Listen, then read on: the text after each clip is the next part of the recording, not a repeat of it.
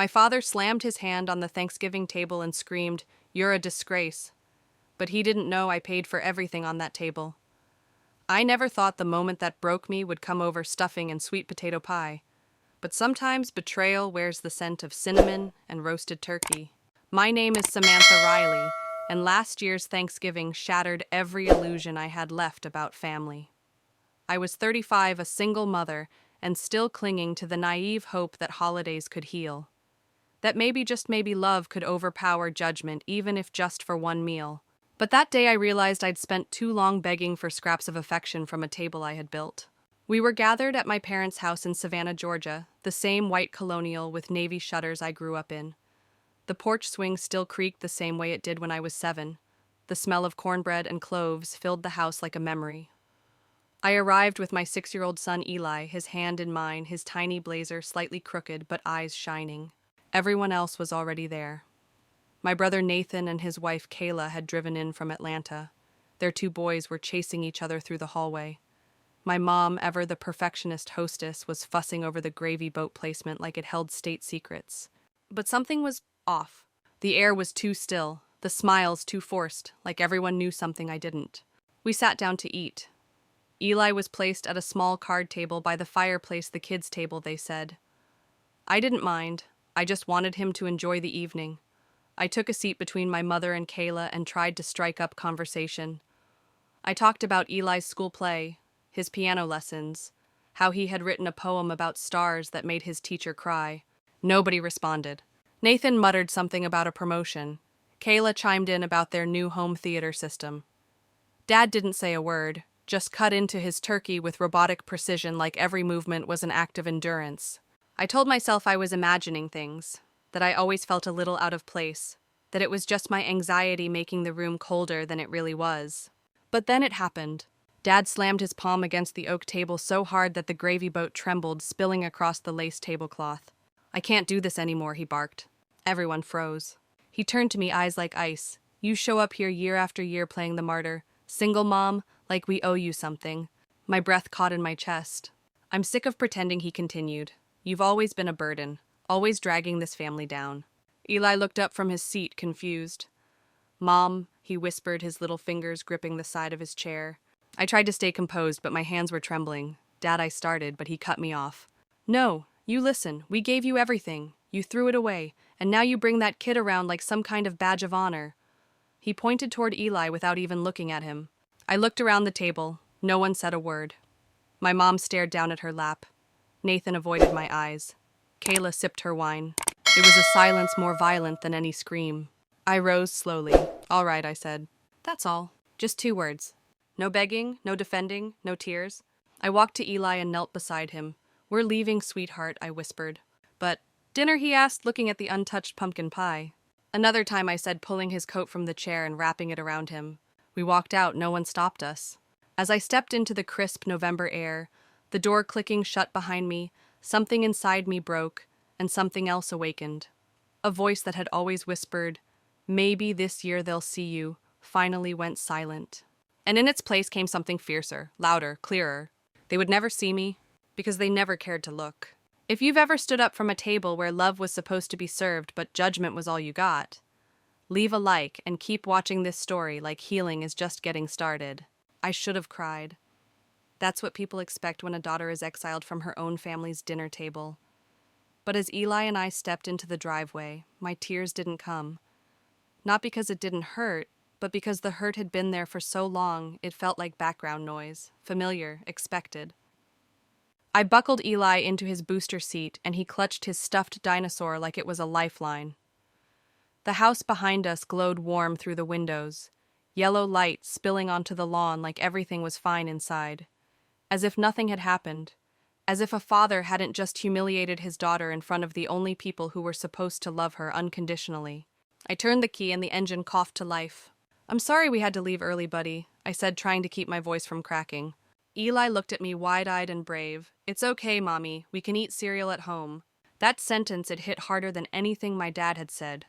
Because Eli wasn't upset about missing pie. He was worried about me, about us.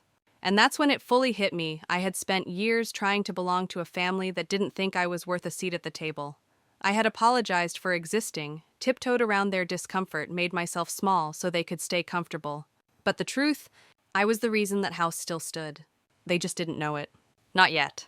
You see, years ago when I realized I'd be raising Eli alone, I made a decision. I wouldn't let my past define my child's future.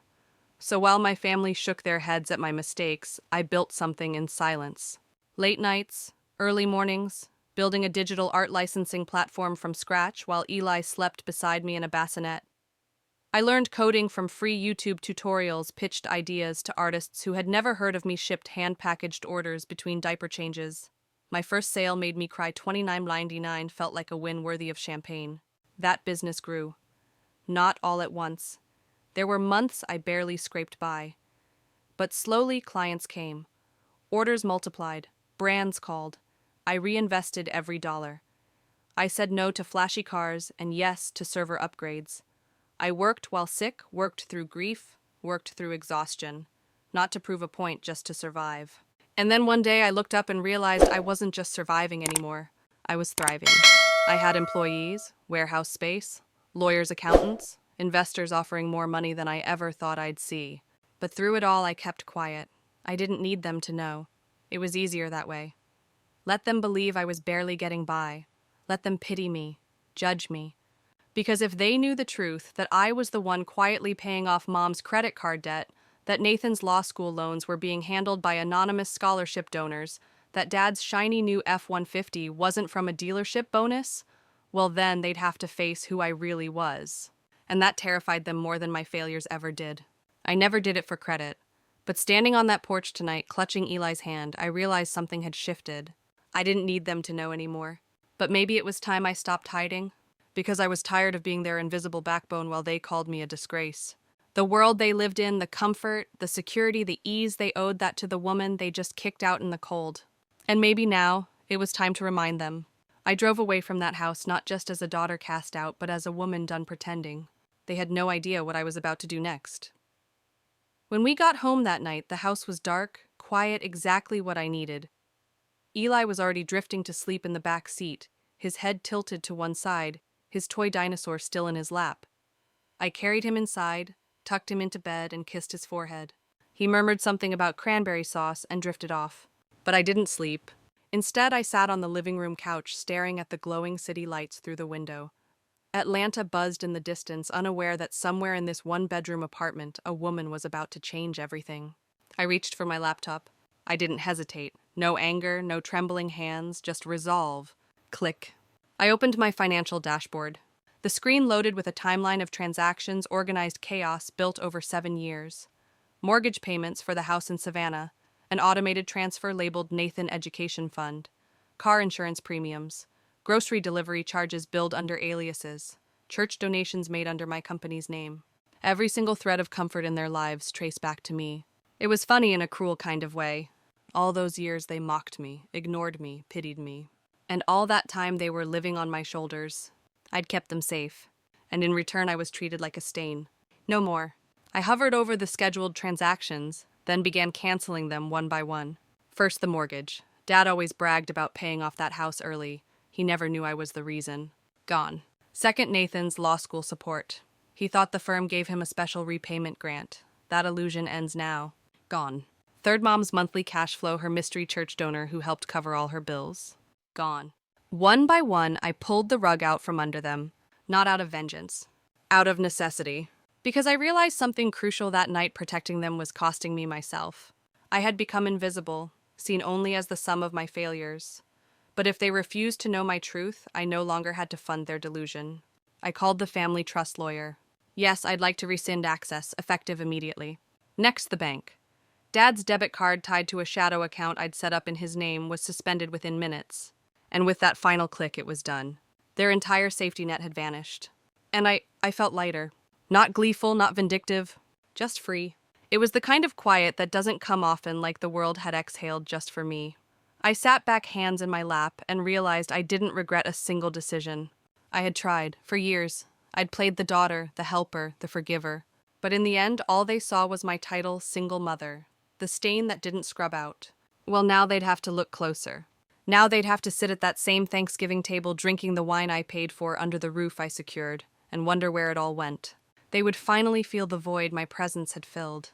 And maybe then they'd understand what it meant to build everything from nothing, to love without thanks, to give without being seen. And maybe, just maybe, they'd realize that the biggest failure in our family wasn't me. It was them too blind to see the quiet empire standing in front of them, and too proud to ask what kept their world spinning. The next morning I woke before the sun. The air in my apartment was still. Eli was snoring softly in his room, the faint hum of his nightlight buzzing through the walls. I padded barefoot to the kitchen and poured myself a cup of coffee, letting the warmth soak into my palms as I stared at the screen door leading to the tiny balcony. Outside, the sky was just starting to change darkness, folding into gray, slowly bleeding into gold. That kind of light always made me feel honest, raw, like the universe was asking, "Now that the night is over, who will you be today?" And I knew the answer, not the woman begging for love at the feet of her family, not the ghost sending money through secret wires and thinking that was enough to earn respect. Today I'd be someone who didn't apologize for existing. So I grabbed the envelope I'd kept in the drawer for 3 years. It held one of my biggest secrets, the deed to a property in Maui, Hawaii. A beachfront house I bought in cash. No loans, no mortgage. No family involved. To them, it was a rumor. A whisper. I once mentioned something about needing a business property for conferences and retreats. They had no idea that it was my sanctuary. A glass front house with ocean views, minimalist furniture, and a long balcony that caught the morning sun just right. I bought it when Blue Harbor crossed its first $10 million milestone. Back then, I told myself it was an investment. But deep down, I knew what it really was. An escape plan. A place where I could go when everything broke. Now everything had. I booked 2 one-way tickets for the next morning. Me and Eli. No goodbyes, no explanations. They wouldn't miss me anyway, at least not until the bills came due. I packed lightly clothes, passports, Eli's toys, my notebooks, and the ring my grandmother left me. The rest could stay behind. I'd outgrown this life like a shirt too small, but kept out of guilt. As I zipped Eli's tiny suitcase, I felt something I hadn't in years: stillness. Not the kind that comes from defeat. The kind that comes before something big. Something right. I checked on Eli again before I sat back at my laptop. One last thing to do. I opened the back end of Blue Harbor and looked at the numbers. 94.2 million in assets, and not a single thank you in sight. I could have bought a Ferrari, or a yacht, or a penthouse in Manhattan. But instead, I bought groceries for my mother without her knowing. I paid my brother's tuition while he mocked my lack of ambition. I gave my father the pride of owning a home, all while he disowned me emotionally. No more. This wasn't about punishing them. It was about finally choosing me. As the sun lifted itself fully into the sky, painting my apartment in orange and gold, I whispered to no one, "It's time." Not for revenge, not even for closure, but for freedom. And for once, I wasn't scared of what came next. Because I wasn't walking away from family. I was walking towards something better. Me, Eli, and the life I built with my own hands. A life where I didn't have to shrink to fit. Where I didn't have to explain my worth. Where I didn't have to buy love. Tomorrow we'd leave for Maui. But today I sat in my small kitchen, sipped my coffee, and smiled. Because this was the last day I'd ever let someone else define who I was. The flight to Maui was long but peaceful. Eli slept most of the way, his head leaning on my shoulder, his little fingers tangled in the sleeve of my sweater, like he was afraid I might disappear. I stared out the window as the Pacific stretched beneath us, endless blue forgiving. It felt symbolic, flying over water this wide, leaving behind the wreckage of a life I no longer owed explanations for. I had packed light, but the emotional weight I'd shed was heavier than any suitcase. When we landed, the island air hit me like a warm whisper. You're safe now. The house stood waiting, just like I'd dreamed it would. Tucked along a quiet stretch of sand, its tall windows captured the sun like a secret. It was quiet, open, and utterly mine. I opened the door and let Eli run wild. He squealed when he saw the ocean. "Mom, the beach is right there." His joy was contagious. He dropped his backpack and took off his shoes without hesitation, sprinting barefoot across the living room and out onto the patio. The glass doors opened to a view I'd once torn from a magazine and taped to my bedroom wall. Now it was real. Now it was home. We spent the first day doing nothing, and it was perfect. Eli built sandcastles while I sat wrapped in a blanket on the porch, toast in one hand, coffee in the other. The morning breeze played with his hair as he dug tiny moats, lining them with shells and smooth stones like an architect of happiness. No one judged us here. No one called me irresponsible for letting my son eat peanut butter on the deck in his pajamas. No one whispered about my choices. Just the surf and sun and the sound of my son's laughter clear and unhindered. That night, after Eli fell asleep in a room that smelled of ocean breeze and fresh sheets, I stepped onto the balcony with a glass of wine and looked up at the stars. For the first time in a long time, I let myself breathe deeply, without flinching, without scanning the world for threats. And I realized something I hadn't escaped. I had arrived at a place where I didn't have to justify my existence, where I didn't have to buy silence with kindness, where I could speak without being talked over, where being just me was finally enough. I looked back through the sliding door at Eli curled up with his dinosaur and felt a wave of gratitude so strong it nearly knocked me off my feet. I had brought him here not just to a house, but to a version of his mother that was whole. That night I promised myself something. I wouldn't live small anymore. I wouldn't whisper just to make others comfortable, and I wouldn't hide the strength it took to build this life brick by emotional brick. Because I had sacrificed more than anyone knew, and I was done apologizing for surviving. If you've ever walked away from people who should have stood beside you, if you've ever been forced to start over alone just to protect your peace, share your story in the comments below, because someone out there needs to hear that walking away doesn't mean you gave up. It means you finally chose yourself. And that, my friend, is the bravest thing you'll ever do. The days in Maui didn't pass, they unfolded. Each morning began with sunlight pouring through tall glass windows and the soft shuffle of Eli's bare feet on the hardwood floor. He'd wake up before me, whispering my name from the foot of the bed, eyes still heavy with sleep but glowing with excitement. "Can we go outside, Mom?" We'd carry breakfast out to the deck, scrambled eggs for him, coffee, and toast for me, and sit in silence as the waves whispered along the shore. Some mornings he'd build sand castles. Others we'd chase each other in the surf until our legs ached from laughter. The world was different here, not just the setting, but the rhythm. There were no appointments, no forced smiles, no invisible scorecards judging my worth as a daughter or a woman. I didn't need to prove anything. I just needed to be. And being, turns out, was beautiful. At night after Eli was tucked in, I'd step out onto the balcony and write. Not emails, not invoices, not business plans. Stories. Fragments of poetry I'd scribbled in my mind for years, but never dared to let breathe. I wrote about pain and resilience, about mothers who didn't bend, about daughters who refused to stay small. I wrote about the girl I used to be and the woman I was becoming. It started as therapy, then it became something more. I began to wonder, what if I could give other women what I never had? I knew I wasn't the only one. There were thousands, maybe millions of women out there who'd been told they weren't enough, who were raising children alone while the world watched in silence or judgment. Women who were brave in ways society didn't honor. I couldn't change the world for all of them, but maybe I could start with a few. So one night, with the sound of waves folding over themselves outside my window, I opened a blank document and typed Harbor of Hope. That was the name. A nonprofit built to support single mothers like me, ones who were doing everything they could with almost nothing. I started sketching out ideas. Emergency grants for rent or medical bills. Free legal consultations. Scholarships for continuing education. Childcare stipends for working moms. A mentorship program to help women launch small businesses. The ideas came faster than I could type. By midnight, I had a plan and a dollar amount. I'd seed it with $1 million from my own funds. No donors, no sponsors, just me. Because helping women who remind you of who you once were, that's not charity. That's legacy.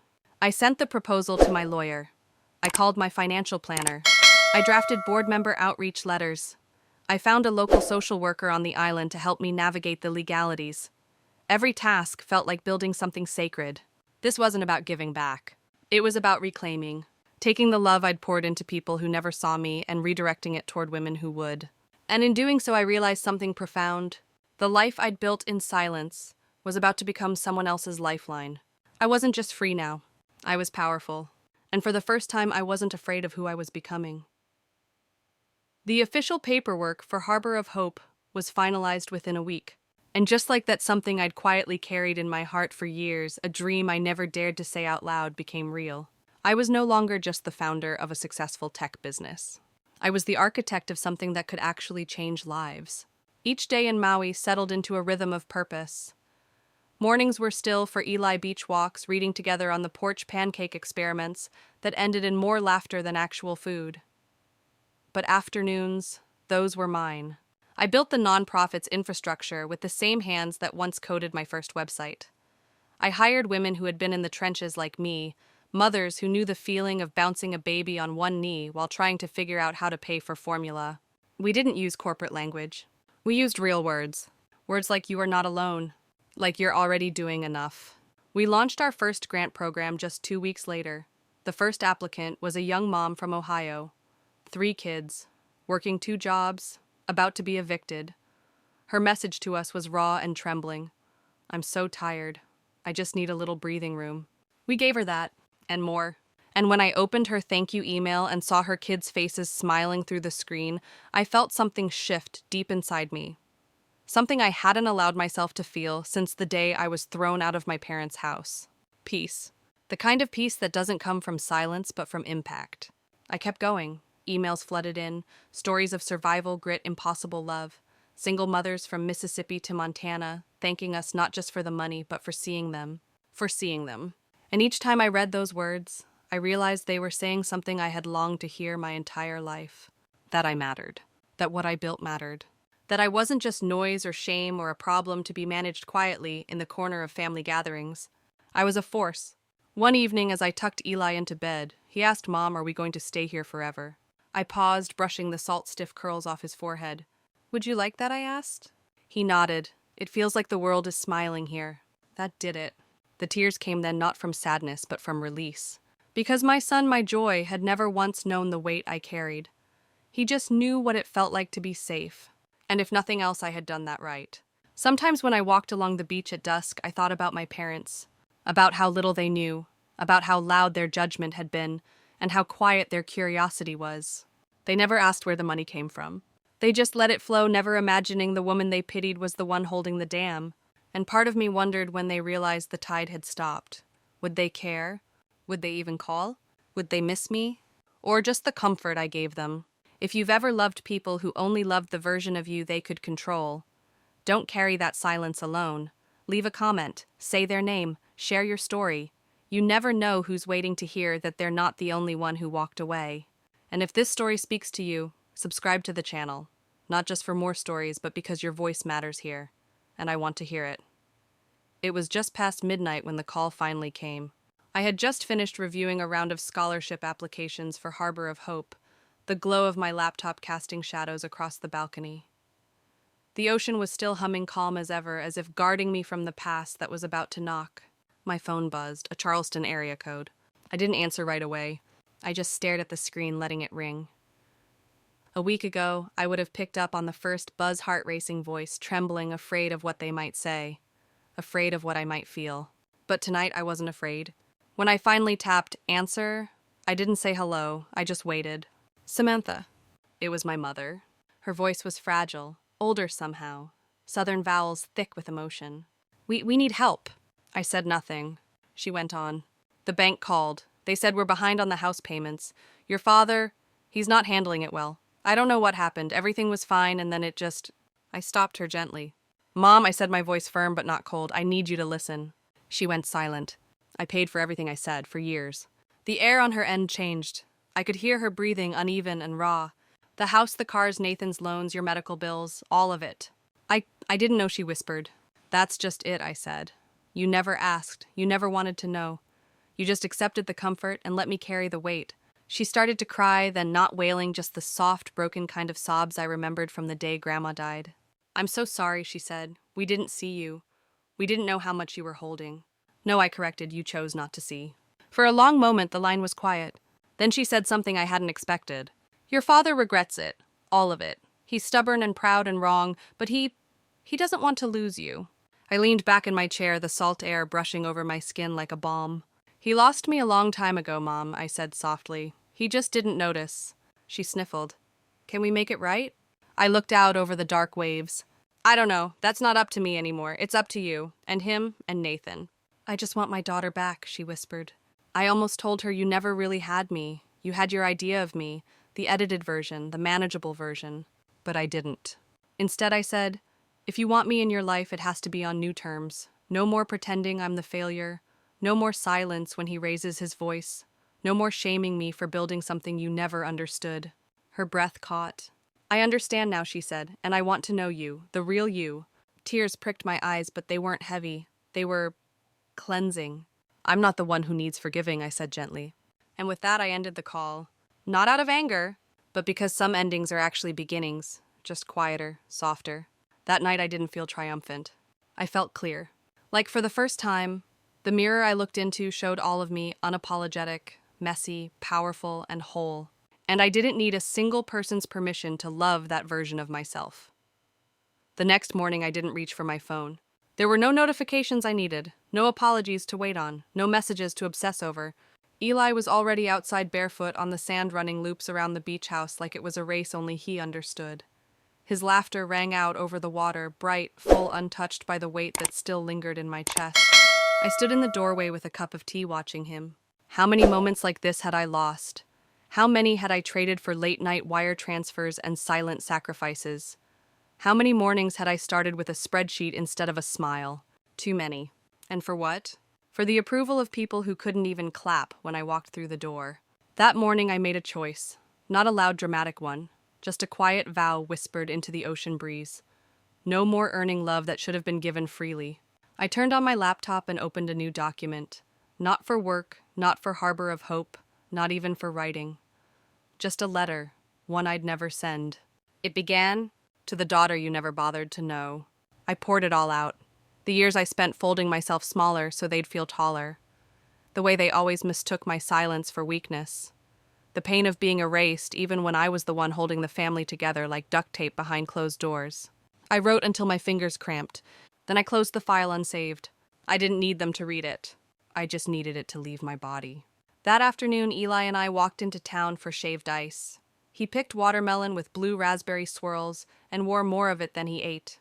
We passed tourists, surfers, and sleepy locals who smiled at us like we were just another mother and son on vacation. And for once, that's all I wanted to be. Just us. Not the embarrassment of the family, not the girl who got pregnant out of wedlock, not the one who never lived up to her potential. Just a woman who built a life on her own terms. Just a mother raising a child in sunlight instead of shame. Later that night, as Eli colored at the kitchen table and I simmered coconut curry on the stove, my phone buzzed again. It was from Nathan. I know I've never said it before, but thank you for everything. That was it, no excuses, no justification. But somehow it felt heavier than any apology. I didn't respond. Not yet. Because this wasn't about what they needed from me anymore. It was about what I needed from me. And at that moment, all I needed was to stir the pot, tuck my son into bed, and fall asleep, knowing that the version of myself I used to shrink in shame was finally starting to feel proud. If you've ever stopped replying to people who only call when they're sinking, if you've ever outgrown the role they assigned you, tell me what you left behind and what you found instead. Your comment might be the lifeline someone else has been waiting for. The next week passed like a dream I didn't want to wake up from. Eli and I slipped into a rhythm as natural as the tides outside our door. Mornings were for pancakes and sandcastles. Afternoons were for naps, reading, and building plans for Harbor of Hope.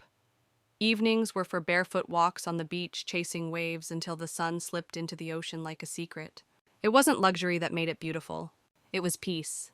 The kind you don't realize you've been starved for until it wraps itself around your shoulders like a soft blanket and whispers, "You don't have to run anymore." Then on the 8th day, something strange happened.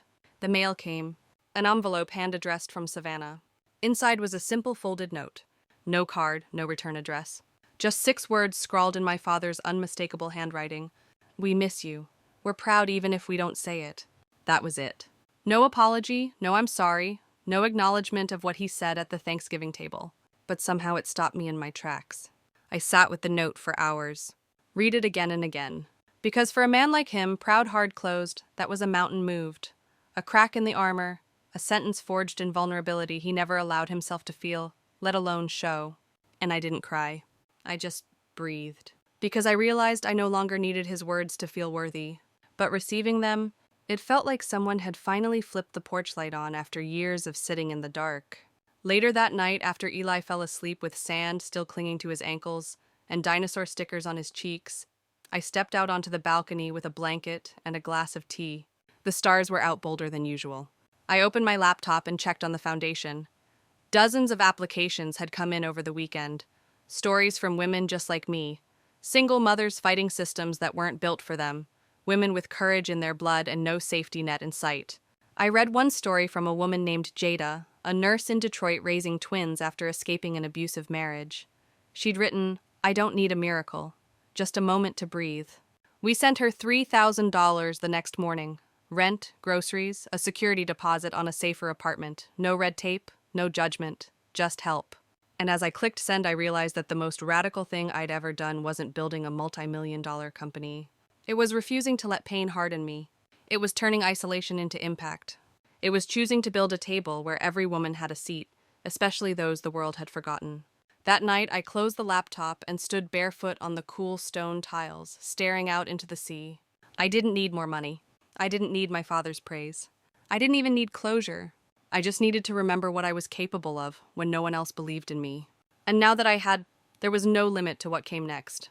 If you've ever done something brave without applause, if you've ever healed in silence while others celebrated loud, whisper your victory in the comments.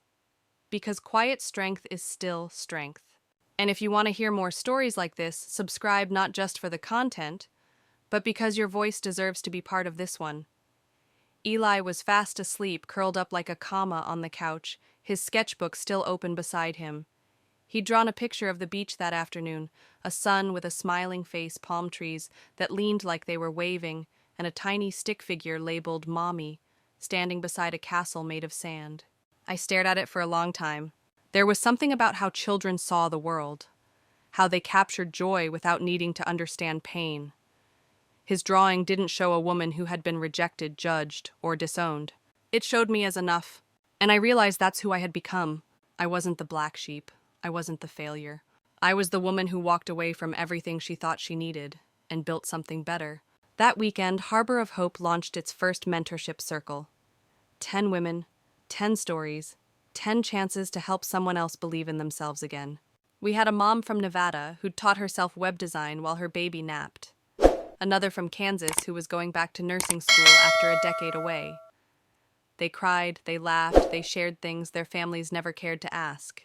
And when I told them about how I started alone, terrified coding at 2 a.m., with a baby monitor humming beside me, they nodded not in pity, but in recognition. They saw me. Because they were me. Later that night, I sat alone on the porch with my journal and tried to put the feeling into words. But how do you explain what it's like to stop performing? To stop apologizing? To look at your reflection and finally see someone worth staying for? That kind of peace doesn't arrive like a parade. It comes quietly. In the way your shoulders relax when no one is watching. In the way your name feels different when you say it without shame. In the way your child looks at you like you're their whole world, and for once you believe you deserve it. That night I wrote a list. Not a to-do list. A never again list. Never again will I beg for love. Never again will I fund my silence. Never again will I shrink to fit into someone else's comfort zone. Never again will I accept a table where I have to earn my seat. I closed the journal and looked out at the water, and I said it out loud just once. I'm proud of me. Not for the money, not for the success, but for surviving what I did without letting it take my softness with it. Because I could have turned bitter, I could have stayed small, I could have thrown a match at the world and let it burn. But instead, I built something that could lift other people. I chose impact over approval. I chose my son over reputation. I chose myself. If you've ever stopped asking for permission to be seen, if you've ever walked away from a table where love was conditional, leave a comment below. Let someone else know they're not alone in starting over. And if this story lives somewhere in your chest, subscribe. Not because I need the numbers, but because I believe in building a community that claps when you stand up, especially when you had to stand alone. The next afternoon, as the tide crept back in and seagulls circled low over the shore, I sat on the porch swing, watching Eli line up seashells like soldiers. He was humming to himself, completely unaware of the storm brewing inside me. Because earlier that morning my phone had buzzed again. This time it was Nathan, my brother, the one who'd sat silently at the Thanksgiving table while our father called me a disgrace. The one who never once looked up from his plate as I gathered my son and walked out the front door into the cold. He left a voicemail. "Samantha, I don't even know where to begin, but I think I finally understand what I didn't before. I I just wanted to say thank you for everything, and I'm sorry. I must have listened to it 5 times. His voice was awkward, unsure, but there was no pride in it, no defense, just something raw and unfamiliar humility. For years, Nathan had benefited the most from my silence. The law school tuition, the monthly loan payments I'd disguised under a scholarship name, the Paris trip he'd bragged about for 3 Christmases straight, paid in full by the woman he never looked in the eye. Me. But hearing his voice like that, it did something. Not because I needed his apology, but because I realized I didn't anymore. I didn't need him to name every dollar, every memory he forgot to say thank you for. I didn't need him to recount how many times he stood by and watched me be made small. I just needed him to finally see me. And for the first time, I think he did. Still, I didn't call him back, not out of punishment, but because I was no longer rushing to close wounds that didn't belong to me. Later that evening, while Eli napped on the couch, I sat by the open window with my laptop and opened an old folder I hadn't touched in years. It was filled with photos from my early days building Blue Harbor, screenshots of my first terrible homepage, product descriptions I'd typed while rocking a colicky baby at midnight, notes from customers thanking me for showcasing artists who had never been featured before. Back then I was just trying to survive, but looking at it now, I realized I had been creating something beautiful the whole time. Something with depth, with heart, with value. Even when my own family couldn't see it, especially then. And in that moment, I made another decision, quiet but final. From now on, I would no longer let the people who overlooked me dictate the worth of what I built. Whether it was a business, a foundation, or a life, I would never again ask for their approval. I had already proven everything I needed to prove. Not to them, but to myself. If you've ever looked back at your journey and realized, you were powerful the whole time, say it in the comments. I was never broken. I was just buried. And if this chapter of healing feels like your own, subscribe and stay with me. Because the road forward is brighter than you think, and you don't have to walk it alone. It was strange how quickly the silence became sacred. No more phone calls. No more thinly veiled criticism masked as advice. No more pretending. Just long walks along the beach, laughter echoing off the water, and late-night brainstorming sessions for the next phase of Harbor of Hope. I was no longer waiting for my family to reach out. And because of that, they did. The next letter came in a plain white envelope. No return address, no card. Just a folded piece of lined paper torn from a yellow legal pad. Dad's handwriting. Shaky, uneven, like it had taken him a long time to write such few words. I was wrong. You didn't fail us. We failed you. That was all. No justification, no story, no defense. I read it once, then again and again. My fingers trembling not because I needed his validation, but because I never thought he'd be capable of that sentence. This was the man who once told me I'd ruined my life by having a child out of wedlock. The same man who stood up at Thanksgiving and screamed that I was a disgrace. Now he was folding the weight of decades into one single broken truth. And I believed him. Not because he said it perfectly, but because he said it at all. Later that day, as Eli helped me water the tiny garden outside our beach house, I asked him, "Do you remember what Grandpa said at dinner that night?" He paused, thoughtful. Yeah, he was mean, but I didn't believe him. I knelt beside him, gently brushing the hair from his eyes. "Why not?" He shrugged in the way only kids can. "Because you always tell me the truth. And because I see you, Mommy." It was such a simple answer, but it undid me. Because maybe that's all we ever need to be seen by the people we love most. To have our efforts, our late nights, our heartbreaks acknowledged. Not fixed, not repaid. Just seen. That night I wrote my dad back. No lecture, no guilt. Just this. Thank you for saying it. I hope you meant it. And I hope you meant it enough to say it out loud next time to my face. Not on paper. Then I hit print, folded the page, and mailed it. I didn't know what he'd do with it, but I knew what I had done with it. I had released it. The anger, the old wounds, the need to be heard by someone who spent years silencing me. It no longer lived inside me. And when I looked around at my life, at Eli's shoes by the door, at the framed drawing he made of our beach house, at the dozens of emails from single moms across the country, thanking me for helping them breathe again, I realized something. This was my legacy. Not the rejection. Not the exile. Not the pain. This peace. This purpose. This choice to turn my heartbreak into hope for others.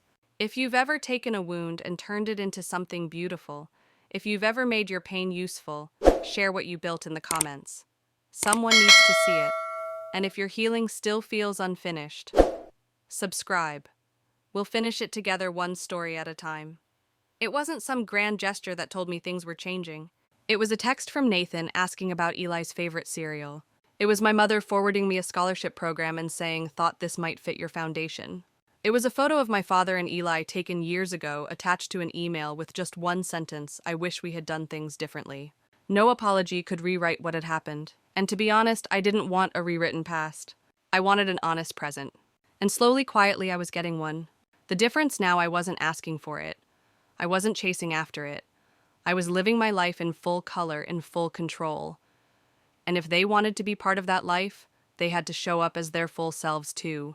No more pretending. No more roles. No more performance. Just truth or nothing at all.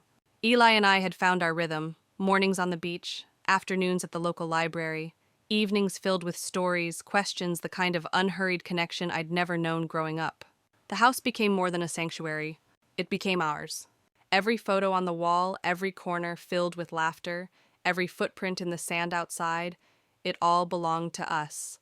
Not inherited, not borrowed, not funded by silence, built by love, by choice, and harbor of hope it was thriving. Our first national press mention came in early spring, a 3-page spread in a parenting magazine titled "The Silent Powerhouse Behind the Moms Who Never Gave Up." They didn't name me directly. That was intentional. I wanted the spotlight to fall on the women we were helping, not the one funding them. But the headline, it struck something deep, because I had been silent for so long, and now my silence was speaking volumes. We expanded to 3 states that quarter, funded over 50 emergency grants, launched a podcast, partnered with a legal firm to offer pro bono custody consultations for single mothers fighting unfair systems.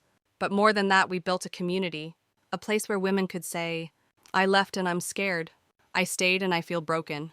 I'm trying and no one sees me." And the reply was always the same: "We see you, stay." Sometimes I'd scroll through our online group at night, reading the threads, the laughter, the digital hugs.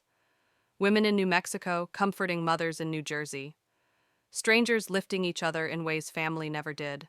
And I'd cry, not from sadness, from awe, because this was what I had needed once. And now it was something I had created, not in spite of what I'd been through, but because of it. If you've ever looked around and realized you became the person you needed years ago, tell us what you wish someone had said to you back then. It might be exactly what someone else needs to hear today. And if no one ever told you this before, I'm proud of you.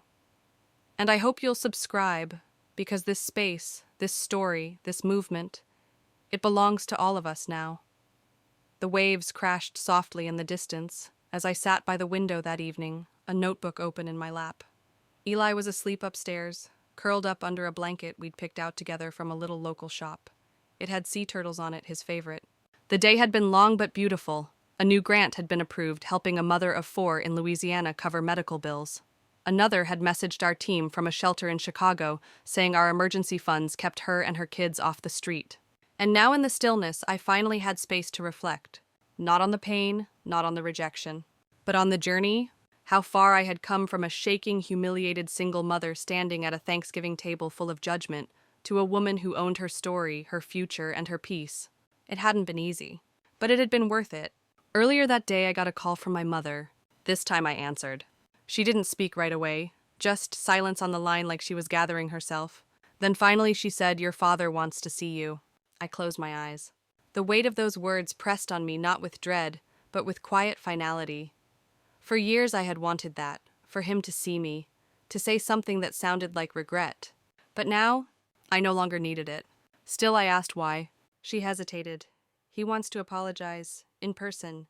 He says he can't stop thinking about how wrong he was." I looked out the window. The sea was calm. The horizon blazed with the last light of day, and I realized maybe this was the moment.